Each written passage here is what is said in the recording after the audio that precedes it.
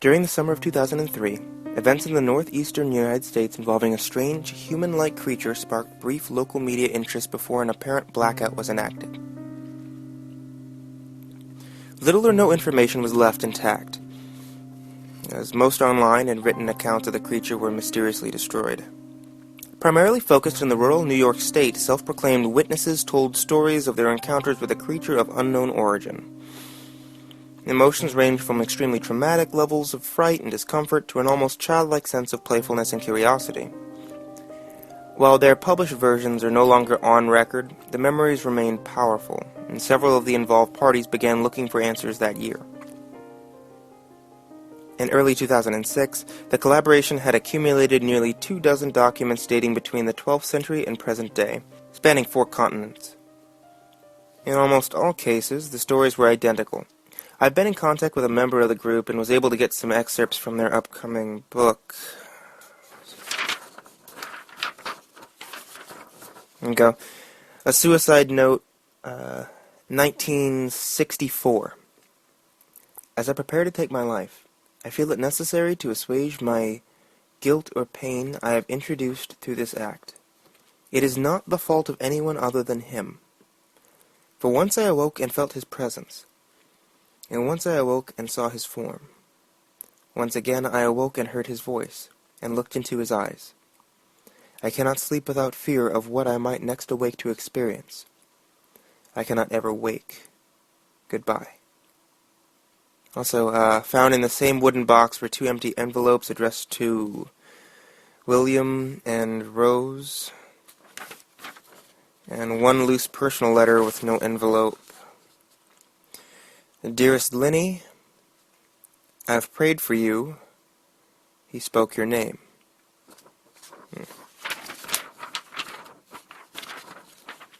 And here's one. Journal entry, as translated from Spanish, 1880. I have experienced the greatest terror. I have experienced the greatest terror. I have experienced the greatest terror. I see his eyes when I close mine. They are hollow, black. They saw me and pierced me. His wet hand. I will not sleep. His voice. And then there's not really, can't really make out the next bit of text here.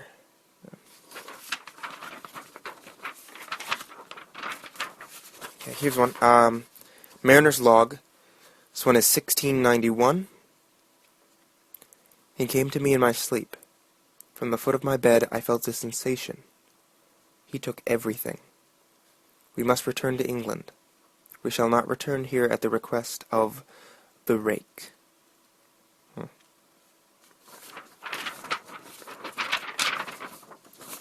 Okay, here's a good one. Witness account from 2006. 3 years ago, I had just returned from a trip from Niagara Falls with my family for the 4th of July. We were all very exhausted after a long day of driving, so my husband and I put the kids right to bed and called it a night. At about 4 a.m., I woke up thinking my husband had gotten up to use the restroom. I used the moment to steal back the sheets, only to wake him in the process. I apologized and told him I thought he'd gotten out of bed. When he turned to face me, he gasped and pulled his feet up from the end of the bed so quickly his knee almost knocked me out of the bed. He then grabbed me and said nothing. After adjusting to the dark for half a second, I was able to see what caused the strange reaction. At the foot of the bed, sitting and facing away from us, there was what appeared to be a naked man, or a large hairless dog of some sort. Its body position was disturbing and unnatural, as if it had been hit by a car or something. For some reason, I was not instantly frightened by it, but more concerned as to its condition.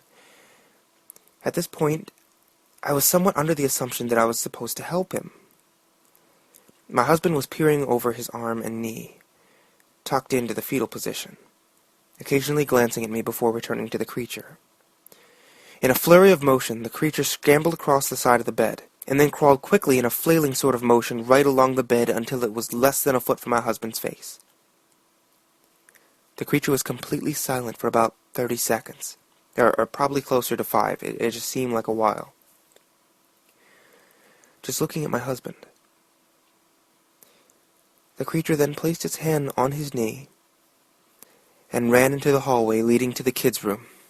I screamed and ran for the light switch, planning to stop him before he hurt my children. When I got to the hallway, the light from the bedroom was enough to see it crouched and hunched over about 20 feet away. He turned around and looked directly at me, covered in blood. I flipped the switch on the wall and saw my daughter Clara. The creature ran down the stairs while my husband and I rushed to help our daughter. She was very badly injured and spoke only once more in her short life. She said, "He is the Rake." My husband drove his car into the lake that night, while rushing our daughter to the hospital. He did not survive. Being a small town, news got around pretty quick. The police were helpful at first, and the local newspaper took a lot of interest as well. However, the story was never published, and local television news never followed up either. For several months, my son Justin and I stayed in a hotel near my parents' house. After we decided to return home, I began looking for answers myself. I eventually located a man in the next town over who had a similar story. We got in contact and began talking about our experiences. He knew of 2 other people in New York who had seen the creature we are now referring to as the Rake. It took the 4 of us about 2 solid years of hunting on the internet and writing letters to come up with a small collection of what we believed to be accounts of the Rake. None of them gave any details, history, or follow-up. One journal had an entry involving the creature in its first 3 pages, and never mentioned it again. A ship's log explained nothing of the encounter, saying only that they were to leave by order of the Rake. That was the last entry in the log. There were, however, many instances where the creature's visit was one of a series of visits with the same person. Multiple people also mentioned being spoken to, my daughter included. This led us to wonder if the Rake had visited any of us before our last encounters. So I set up a digital recorder near my bed and left it running all night, every night, for 2 weeks. I would tediously scan through the sounds of me rolling around in bed each day when I woke up. By the end of the 2nd week, I was quite used to the occasional sound of sleep while blurring through the recording at 8 times the normal speed. This still took about an hour every day. But on the first day of the 3rd week, I thought I heard something different. What I found was a shrill voice. It was the Rake. I can't listen to it long enough to even begin to transcribe it. I haven't let anyone listen to it yet. All I know is that I've heard it before, and I now believe that it spoke when it was sitting in front of my husband. I don't remember hearing anything at the time, but for some reason the voice on the recorder immediately brings me back to that moment.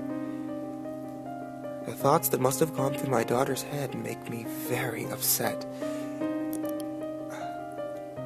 I have not seen the Rake since he ruined my life, but I know that he's been in my room while I slept. I know, and I fear that one night I'll wake up to see him staring at me.